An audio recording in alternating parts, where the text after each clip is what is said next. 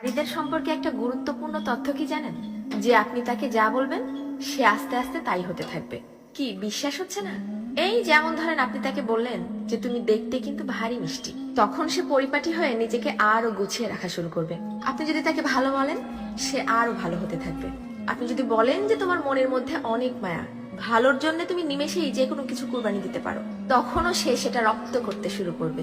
কিন্তু যখনই আপনি তার খুঁত ধরা শুরু করবেন, তার ছোট ছোট ভুলগুলোকে বড় বানিয়ে তাকে সবার সামনে অপমান করে ছোট করবেন, সে এটা পারে না, সে ওটা করে না, সে একজন বেয়াদব, সে একজন অসভ্য, মুখে মুখে তর্ক করে, সে একজন মারাত্মক রাগী, তেজি, জিদ্দি মহিলা, এই ধরনের কথাগুলো যখন তাকে কষ্ট দিয়ে বলবেন, সে কিন্তু আস্তে আস্তে তাই হতে থাকবে। কারণ তখন সে ইতোমধ্যেই জেনে গেছে যে আমার আর ভালো কিছু প্রকাশ করার মতো কিছু নেই।